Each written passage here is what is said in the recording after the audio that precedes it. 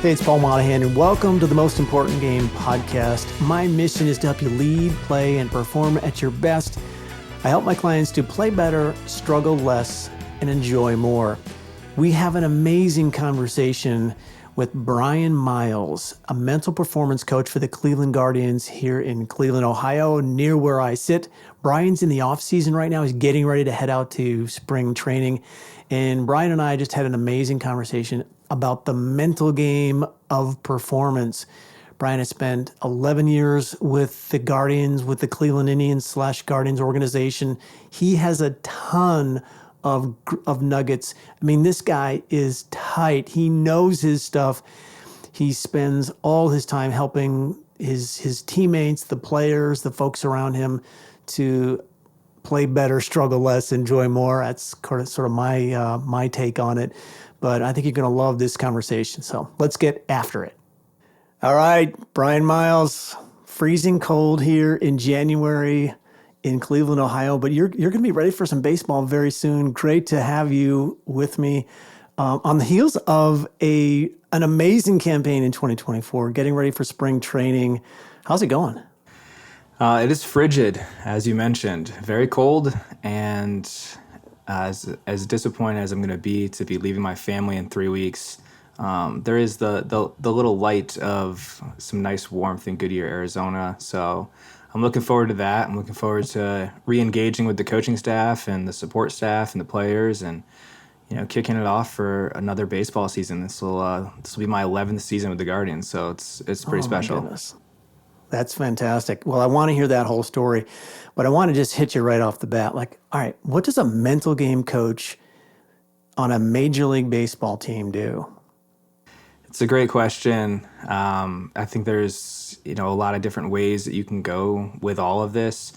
I could start off by just saying I think it's about sharing your fascination with the human potential as a coach and helping players and staff understand that. It's about helping players and staff, understand that to get to where they want to go, the margins are so slim at the highest level. It's typically not the physical thing that's separating you. It's typically not the fundamental or the mechanical. Everyone works pretty darn hard. It really is the thing between your ears that separates the best. And it's about helping players and staff understand the systems and processes that occur in their brain and how those influence their body. There's such a physiological aspect to what we teach on the mental side as well. This is not just about psychology or about neuroscience or about the brain. It's about sports science, kinesiology, systems and processes inside of the body and how the brain drives those. And I think that what a mental coach or a mental performance coach is just a Sherpa who helps guide along the way. I'm in the relationship business. It's about building relationships, and it's about, supporting individuals day in and day out while they do something extraordinary. And it's really special to be a little cog in the wheel of that. But man, it's a lot of fun. Wow, what a great explanation. I love that. Really, really cool. I think that's a cool space to be in. I'm gonna throw up a picture here onto the screen for you to see real quick, and I'd love to get your take. It's a picture that I use in some of the work that I do when I'm helping my clients to figure out exactly kind of some of the things you're talking about. It's like, how are you seeing reality as it comes at you or as you move through it, right? We could say it either way. So I'm going to toss this picture up here on the screen there. So, right? So how amazing is that, right? And the question is, what is reality? So, but I think this predates. What, does this predate your time? No, does this predate your time? This is actually my second season. I was a minor league mental performance coach. Gotcha. Who was lucky enough to finagle his way with the front office to get some tickets to all of our away games and our home games. And so I was very much there for this experience. It was something. I mean, talk about a lot of highs and lows. 100%, right? So I mean, you remember this moment, Game 7, bottom of the 10th, right? Yeah. I believe is that Michael It is Martinez? Michael Martinez. Yep. I think Brandon Guyer might have been on second base, and Yep. yeah, Yep. roll over to Chris Bryant, and final out thrown to Anthony Rizzo. Yep. End of the game, end of the season, end of an incredible run, right? I mean, just really an incredible moment. But obviously, I show that picture because if the question is what is reality, I guess it depends on who right? Are you Michael Martinez or are you the entire, Cubs team Yeah. celebrating? And it's probably too soon even to show that picture to a member of the Cleveland Indians, Cleveland Guardians team, right? To a true diehard Cleveland fan, that's still tough to watch. Being a part of some major league seasons here. I think this is going on my 6th season with the major league team, and going to the playoffs. I think 3 of the 5 years I was been with them. You start to appreciate the journey of that. It's only I think coaches say all the time, like only one team gets to lift the trophy, out of 30 teams. And if you get fixated, and again, that's the goal for every team, all Yep. 30 teams at spring training, going to have a very similar speech about wanting to be the last one standing. And certainly while you're in it, that's very real. But I think you have to take an opportunity to sit back and reflect a little bit. And if you take a chance to reflect on any of the remarkable seasons in Cleveland, whether it was in 2016 and that incredible playoff run, and in 2017 the 22-game win streak, some of these more recent seasons, not being a team that's been picked to finish, very high, and you come out and you surprise some people and you sort of have this camaraderie about being successful. It's really a great thing to be able to look back and reflect on it. And this, it's not a lesson for just baseball. It's the start of the new year. Like, are you taking the opportunity to reflect on what was an awesome year, right? And whatever your version of that is. I just happen to work for a baseball team. It's just what I do. It's not who I am. And I reflect back on a lot of the amazing things that have happened in my life over 2024. And so I think, for people, it's a little bit of that. And I think as we reflect a little bit more, those seasons, those experiences, while not getting the final out, they're pretty freaking special when you think about it. Yeah, 100%.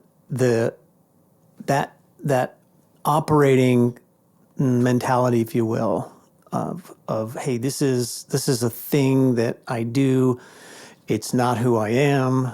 Who I am is much more than this, right? These are the kinds of things that I think that people could really benefit by spending a little bit of time with these concepts, right? Absolutely. This idea of context and perspective, right? Yeah, I mean, perspective, especially, it's it's really one of those tricky things, because you don't ever want to be the guy that says the phrase like, "Man, as you get older, you just realize that," because I believe it's a skill. It is. It can be taught, and as a dad of 2, I can think about even just perspective for your children, or simple little things like around Christmas time, and I'm not going to pretend like, our family is very blessed to have the financial resources to be able to go out and buy our kids presents and get them what they want. And, you watch children that are younger, mine are 5 and 3. They just rip through the presents and they're like, is there more? What else is there? And I think sometimes Sure. it can be a little bit hard to hear that. And so how do you help a younger individual, a child, your kid, have perspective?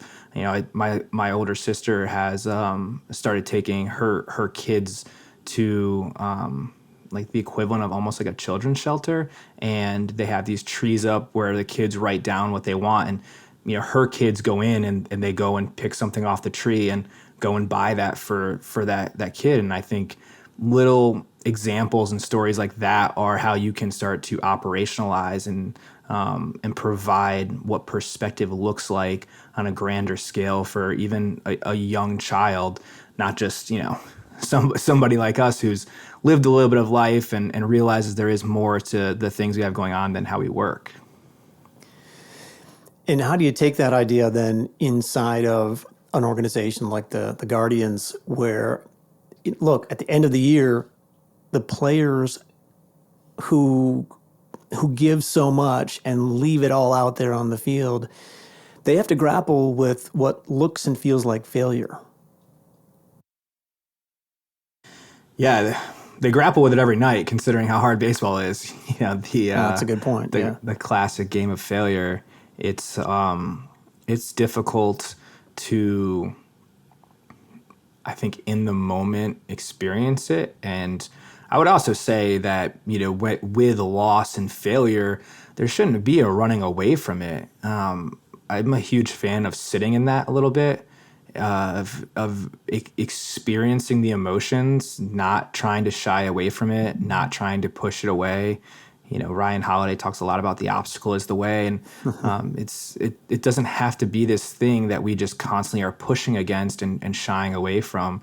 Those experiences really do oftentimes carve out the discipline that we will typically use to create motivation. And again, it comes with reflection, but in the moment, sit in it. In the moment, experience the emotions, feel it. It's palpable, I think, for anyone that's been at any sports game of a team that you appreciate, you love, and or you work for, and the result doesn't go your way. You can feel it amongst the individuals that are there, and I think it's okay to be in that. Now, if you ruminate on it for weeks and months, that's probably a little bit more of a counterproductive way to experience it, but to utilize it to carve out the discipline necessary to come back better, man, that's priceless. So is that a little bit about, okay, as you sit in that, and that's a great visual for me, sitting in that feeling that maybe it certainly looks like failure in the moment, but it could mean something so much different, right? It could mean a moment to learn that, oh, I'm continuing to do this thing and it's not the right thing, and it's time to not do that, but do something else that will create a different outcome, perhaps, right? Yeah, I mean, there's certainly the opportunities to really reflect on the true failures or the mistakes, if you want to call it, in the game, in your job, in life, and whatever it might be. There's also just on the flip side of it, really recognizing what you've done well and how to further create winning streaks with that, I think is a really important part of it as well. The obviously the negativity bias is going to create an experience where we fixate, focus, weight the negative more than the positive. But we know that hunting the good stuff, increasing gratitude and optimism, it's not just a benefit to us physiologically, psychologically, all those things. It also recognizes the things that we're doing well, that when we bring those to light, we're able to replicate those things. That's how you create winning streaks. That's how you create, consistency in things that help you be successful. So, there's so many different ways to look at it. The failure. That's why a lot of people say it's, that they learn from their failures. I think that phrase can get a tick overused, but it's not just about learning from the mistake or the thing that didn't go well. It's also about reflecting on the things that did go well so that you can continue to replicate those things. One of my mentors in the golf space, he said, he's since passed, but he would say, let it teach you something. And a simple phrase like that, I think, is really powerful, right? Let it teach you something. Right. It's not providing it in a counterproductive or productive way. It's just a simple phrase of whatever it is, let it teach you. Again, because the good stuff teaches you just as much. That's a great phrase. As you think about your talk a little bit about like your mission at the Guardians. How do you think about your role there? And you mentioned a few things about how you're trying to impact the people around you, but talk a little bit more about the mission with the team, with the players, and even others that you work with there? I'm curious about that. Yeah, I think the mission, there's obviously missions across the organization and how we want to lead and be, develop the people around us. I would say that certainly plays in my role as well. It's also, I want to emphasize, it's not just me. We have a team of mental performance coaches that support our minor league players, that support all of our coaching staff, our support staff. We have a psychologist who oversees us, who supports our business department, like you name it, and we are trying to support our entire organization. And the mission, again, comes down to just helping individuals understand what's going on with themselves. It's really about demystifying a lot of natural biological aspects of our life that we're oftentimes not privy to. I mean, we experience them, but we don't actually know why this thing is occurring. And sometimes just knowing why and understanding it, you're not going to change it, right? You're not going to change biology, but by demystifying it and by unpacking it a little bit, it becomes less scary when you have a name for something. You understand why this thing is occurring. You recognize it's not scary. You recognize it's actually just something that biology happens because it's not about you not being prepared or being scared or whatever it might be. So as I think about our mission, it's truly to help people understand the brain-body connection. I mean, that at its purest form is what it's about. Are there mental performance interventions that help with that? Certainly, when things occur on the field or in practice, absolutely. But at a grander scale, I told you, I'm fascinated by the human potential, and I recognize that there's this space within our mind that allows us to accomplish pretty great feats and amazing things. I mean, what a cool space to play around in. Talk about an awesome sandbox to play in. Yeah, that's really cool. I have worked with a client for a long time, and years ago, it's a large company in the U.S., but they were owned by a French-Canadian guy. It was a privately held company for a long, long time. It's part of a publicly traded company now. But early in his career, he learned how to lead and run his company better, and he wanted to share that with his staff and his team. And so he created this course called Managing My Potential. And it's really all about self-leadership and self-management. And so it encourages the participant who goes through the course to take on this idea that, wait a second, if I start here and if I start here and begin to understand the mechanics that drive the thought patterns that ultimately create my behavior, if I can take some time and understand that, then it's not always the other guy whose fault it is. Maybe I can look, right here, and if I do this well, all of that is a lot better. Does that make sense? Absolutely.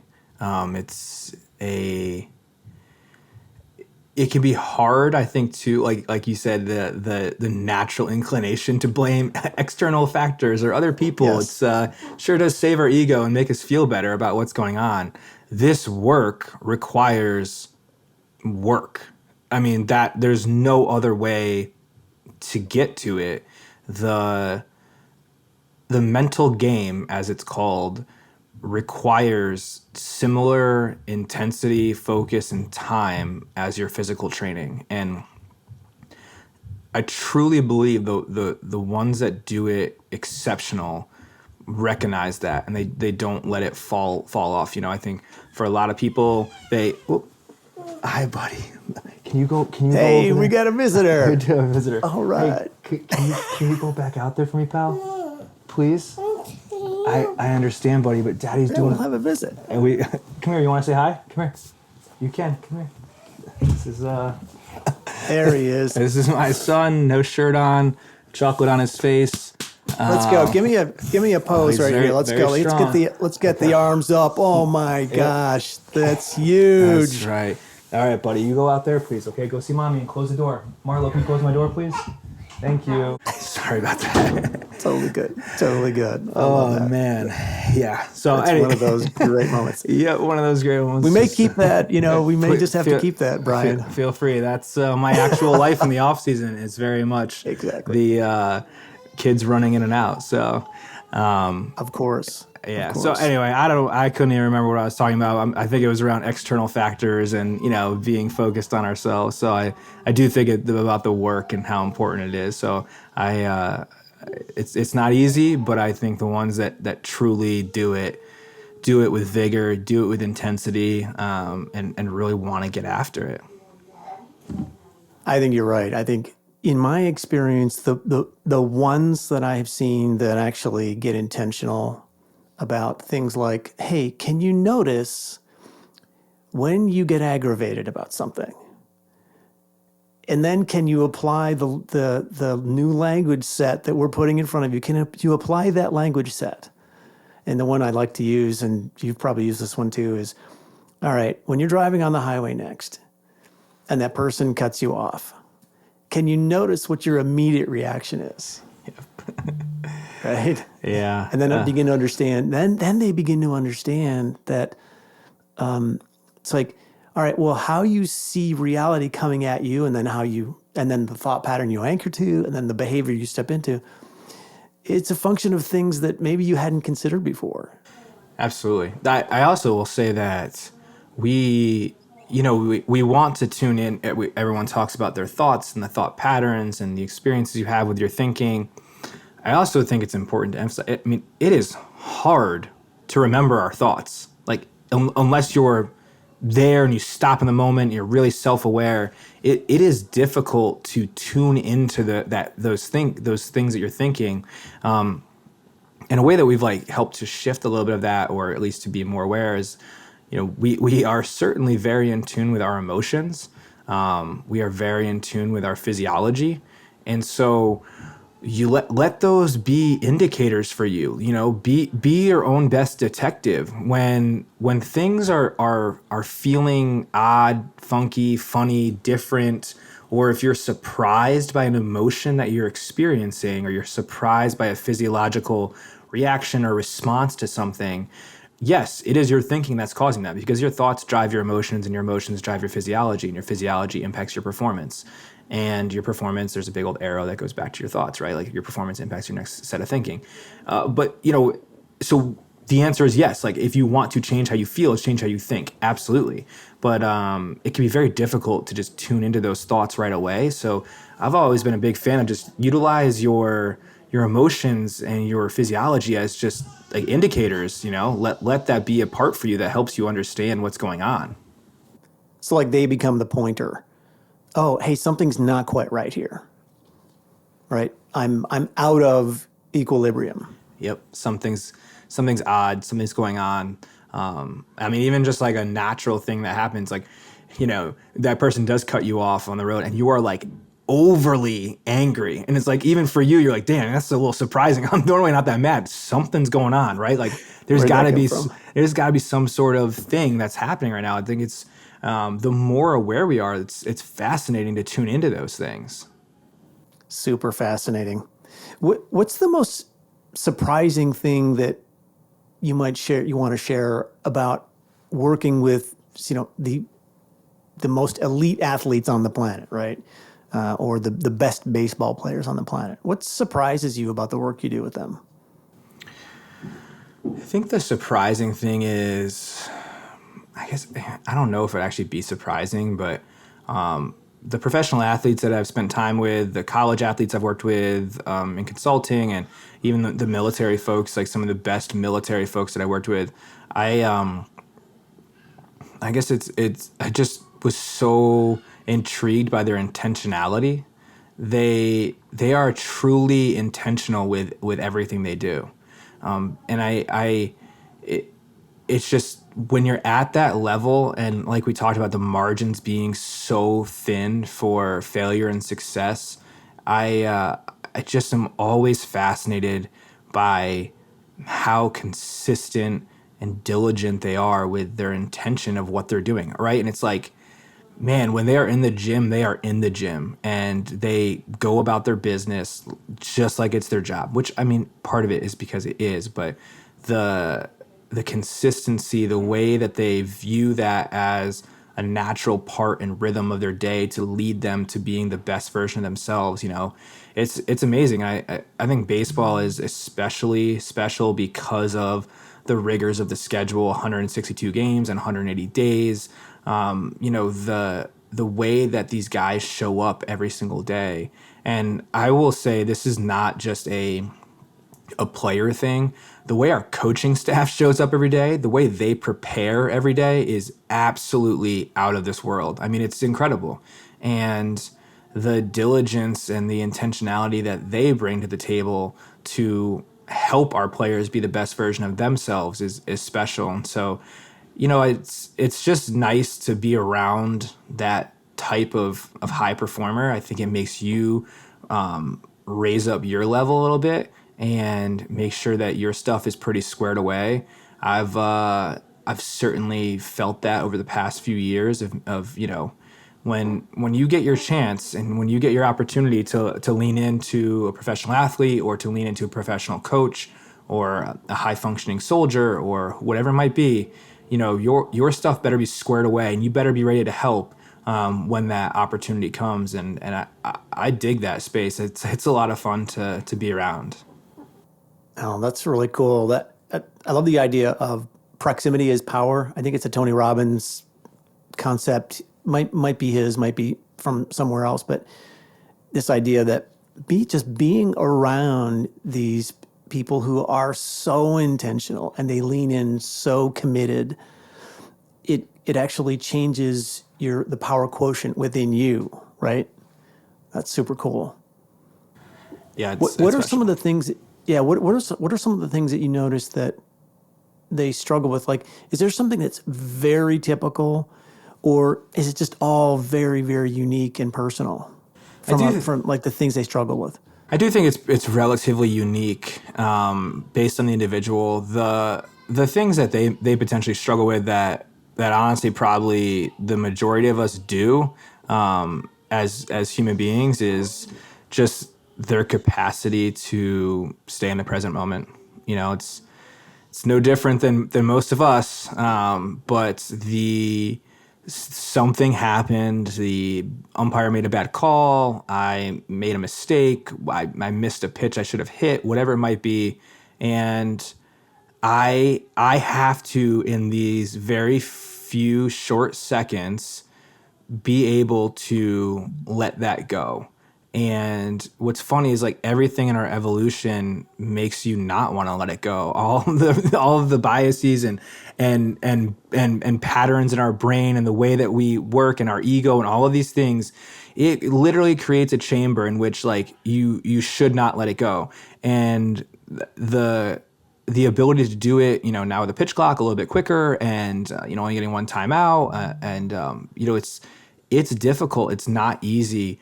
And I think that the best players are able to do that. They really are. They're really able to do it pitch to pitch. And that's probably the most powerful thing that we've seen, and probably the space that we play around in and work in the most is in that area of like, how can we be really deliberate with the time in between pitches, and how can we let things go to be back to being in the present moment and focus on what's important now. Yeah, I think you're sounding a little bit like I think one of your mentors, Ken Ravizza, right? That's just such gold there. I absolutely love that. Oh man, Ken's just the absolute GOAT, obviously. Right. But his capacity to help people be in the moment and his capacity to help, his Ken-isms of just like, about being at your best and why it's important, and you don't need to feel your best to be your best. He's one of the guys who taught me about the mental game, especially. I think sometimes people can be fixated on going to discuss things with players or with coaching staff when things are not going well. And I've certainly tried to shift the way I do my work now is when a player is playing absolutely incredible or out of their mind, to help them identify the things that they're doing currently to basically be their best coach. Ken used to just like take the old school tape recorders and make the players sit down with them and be like, what are you thinking? Like, what are you feeling? Like, what's going on? Like, tell me about your process, and then when the player's really going through and they're like, Ken, I need some help. Like, I need you to help me figure this out. He just has the tapes and he's like, here, like, you're your own best coach. Go for it, do your thing. And so he's just unbelievable. His messaging and his touch is still all over the mental performance space, but all over baseball. That's so neat. The one quote that I like from Ken is, the pitch begins before it begins and ends after it ends. And I don't know, like I spent a lot of time in golf, right? So, man, is that a great way to think about? We have to be prepared before the shot, and we have to start that preparation well before we're going to step in and hit it. And then there's something that happens after we hit it, and we have to be prepared for that too. And it's just brilliant. It's absolute gold. I mean, his stuff transcends sports, but man, he's special. And it's funny, is golf is so relatable in professional baseball too. I use a lot of the concepts that some of them have come from golf, like the think box, play box. We use that a ton. Working through with athletes pre-shot routines. How do you sort of step back when things aren't going well? So-called like step off, like in golf, but in baseball, step out of the box when you don't feel like you've got full control. There's so many unique parallels. It's pretty cool.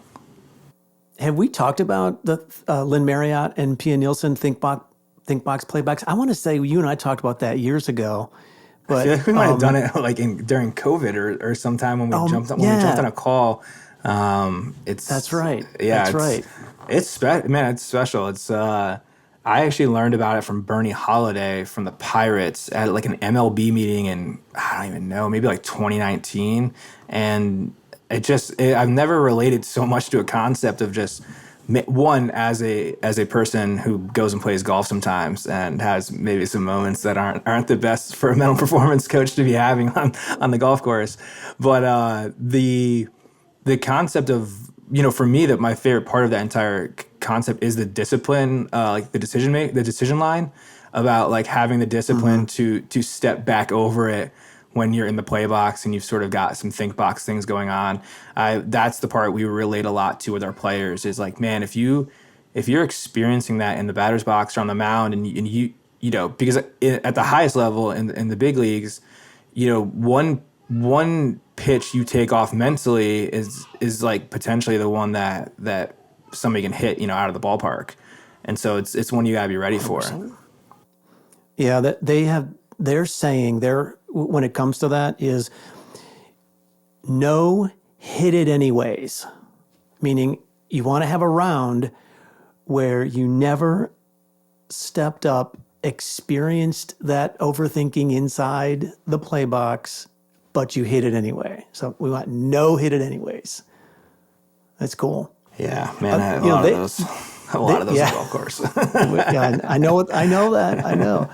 Especially on the putting green. It's like, I think I'm lined up. Yeah, it's close enough. Yeah, we'll just give it a run. No, there we go. Yeah. No, don't hit it. They are in Phoenix. They're in Scottsdale. I did not know that. Wow, it feels like we should connect. Let me know if you want to go out and see them. And, if you ever want to do it, because they get really busy this time of year with their schools.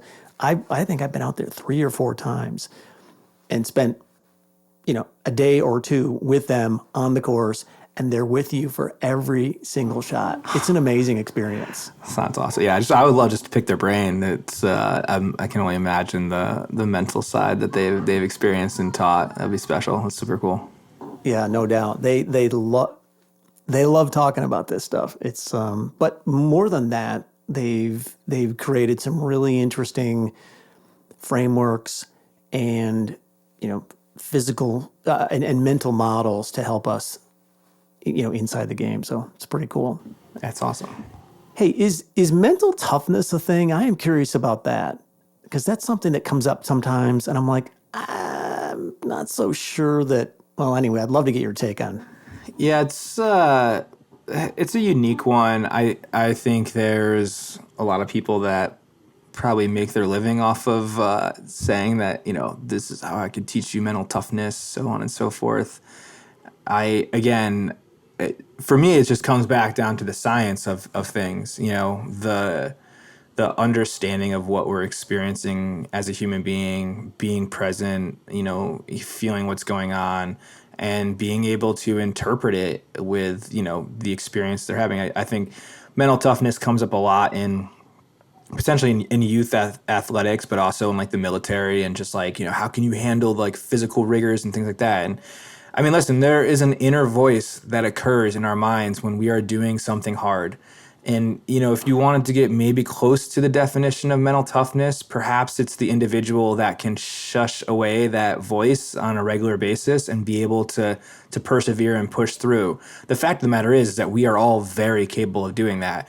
You don't have to listen to the voice inside your head. My other thing is you could talk to the voice back in your head. The amount of times that I say the word no to myself on a regular basis is pretty crazy. I'm going to go for a 3-mile run and you get to 2 miles and you're just like, oh, come on, you did a good job. 2 miles, just turn around. Like you're done. Like it's fine. Like you did more than than most people do. It's all of a sudden it's like, I'm not going to negotiate with myself. I'm not negotiating with you. Like maybe the people that are the most mentally tough, they choose not to negotiate with themselves. And I feel like that's my closest thing to a definition. I do think you can train yourself to that. I do think that you can train the capacity to expand your comfort zone, which probably plays around a little bit more into mental toughness. Alex Honnold talks about that in his movie Free Solo, where people are like, you're freaking crazy for doing this. And he basically said like, well, I trained 10 years to do this one climb without ropes. I did it for 10 years with ropes to do it one time without it. So I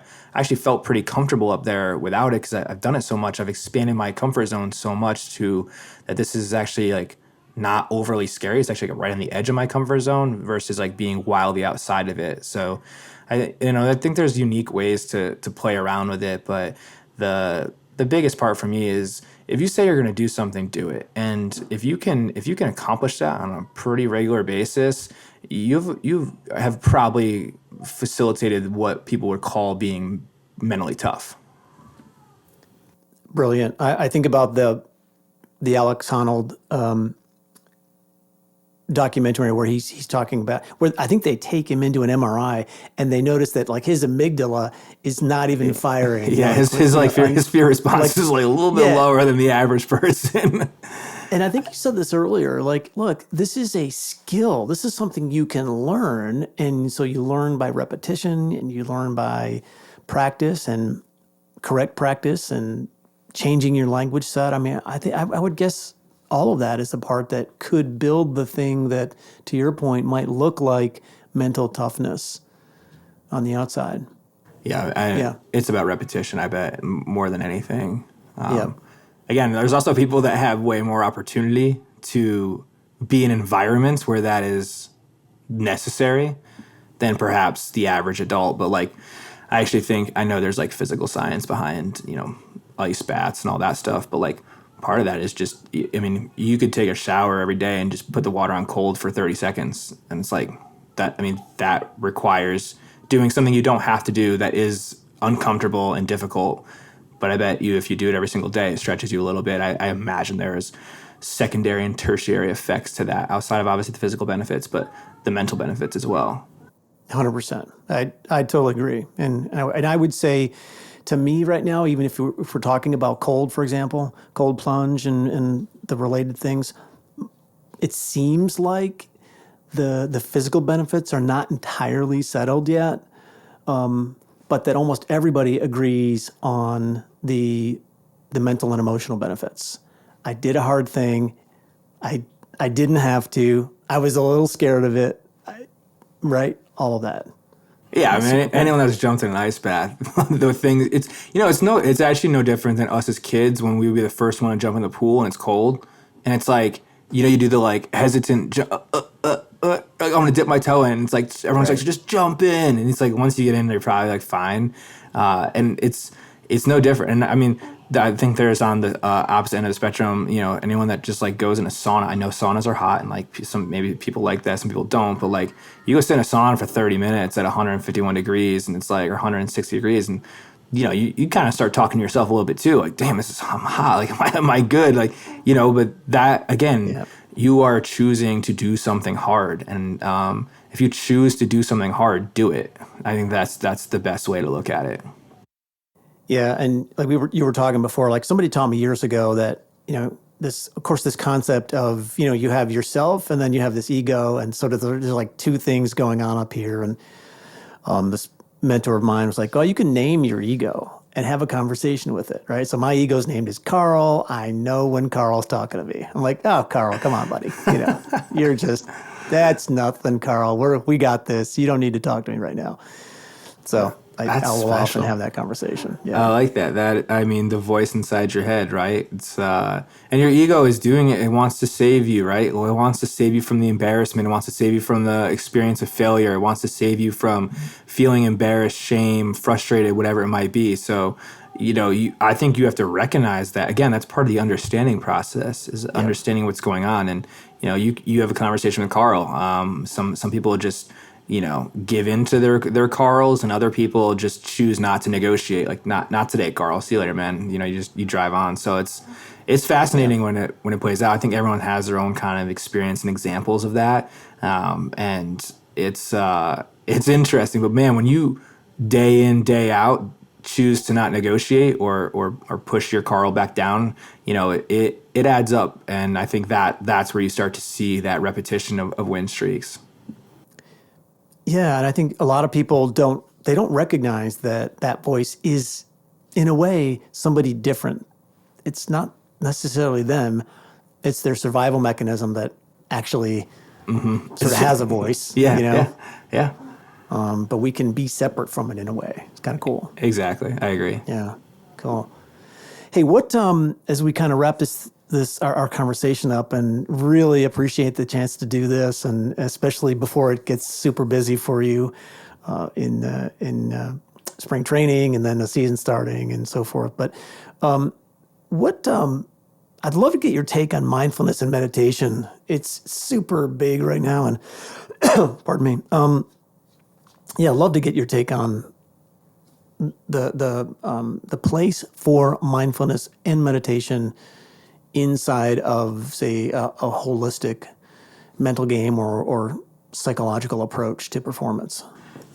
Absolutely. I think they are both exceptional practices, and the act of being mindful.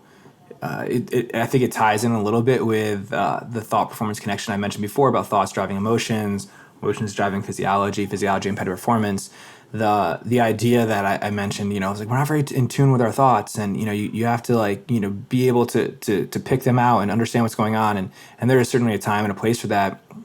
There's also the time and place in which we get highly fixated on our thinking and highly fixated on certain thoughts, and the practice of mindfulness is understanding that occurs and being able to let go of that thought without judgment, and being able to come back to something. Typically, in this practice, it's your breath, but being able to come back to it and not feeling a sense of judgment about being stuck on that thought, and it's so interesting when you hear, especially high performers, try to practice mindfulness for the first time, and they're getting pissed off and frustrated at themselves. Like, damn it, I was counting my breath, and all of a sudden I was like thinking about this other thing, and I couldn't let go of it. And I'm like, dude, this is about the practice of it. It's okay. It's without judgment. Like, you know what I mean? That's your mind is fixated on that, right? It doesn't want to just be free. It wants the brain responds best to specific and precise targets. Like, that's what it wants. And so,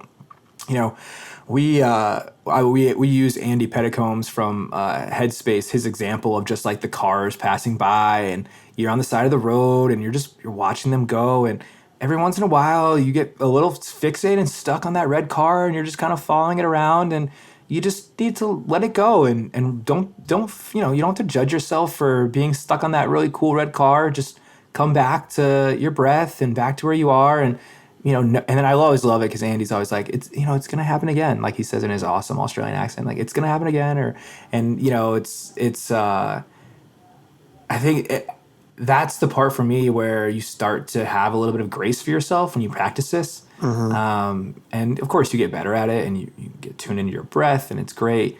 But I think like a side effect of mindfulness is you give yourself more grace. You give yourself more forgiveness for things that happen. It's not just about you being fixated on a thought, but just in general. And I think that's like a special side effect or potential benefit that people don't talk about a lot. And it's always interesting to work with people through it. No doubt. And it's almost like what Lynn Marrat and P. Nielsen, they talk about human variability. And like if you just understand and accept that there's variability, for example, in the game that you play, but there's also variability in the humans that play it. And so giving yourself some grace that says, hey, it's who I am showing up today is a little bit different of a person than I was yesterday. And gosh, there's an opportunity here to be as great, but I may not be, right? And then I'm also thinking too of Peter Kirchner's work.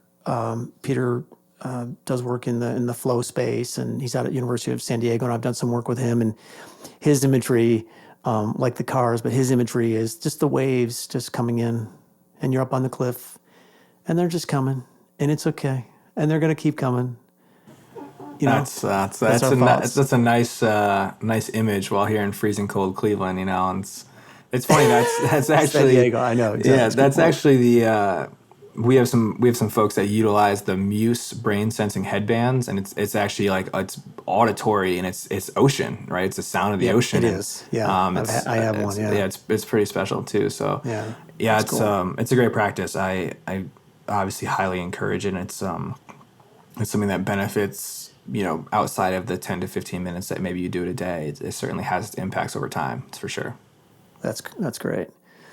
Well, Brian, listen, I really appreciate the chance to do this. Great to see you. Great to see you too. I know. Almost live and in person, but we'll get there. I may be out in Phoenix in a couple of months, so it'll be awesome while you're out there. So I hope you are. That'd be great to see you. I'll give you a call. That'd be awesome. Thanks, Paul. Good I really luck. appreciate it. Yeah, of course. Yeah, really enjoyed it. Great. Good luck. Best wishes for a great spring training. I know it's going to go great, and of course, the year ahead is. It's going to be big. It's going to be huge. 2025. Come on. Looking forward to it. Whatever comes our way, we'll be ready, and it's exciting times. So let's get it started. All right. Thanks, Brian. Appreciate it. Thanks, Paul. All right, that's a wrap for this episode. Thank you, Brian Miles. Man, super tight. Love that guy. Really, really appreciated that conversation. Hey, thanks for tuning in for this episode. Again, I'm Paul Monahan, and I help my clients to perform at their best when it means the most. I help them to play better, struggle less, and enjoy more. You want to learn more about the work that I do? Go to paulmonahan.com. You can find my book there called The Most Important Game. You go ahead and buy a copy there if you want. I wish you would. Mrs. M wishes you would as well. If you're watching on YouTube and you like the conversation, please consider hitting the like button and subscribing to the channel. And if you're listening to the podcast, please hit that follow button so that you don't miss an episode. I want to give a shout out to our producer, Kevin Monahan. Thank you, Kevin, for all that work behind the scenes. Really appreciate it. And until next time, remember, don't give up. Stay in the game. No matter the arena that you're playing in, no matter the arena you're performing in, it is possible for you to play better, struggle less, and enjoy more.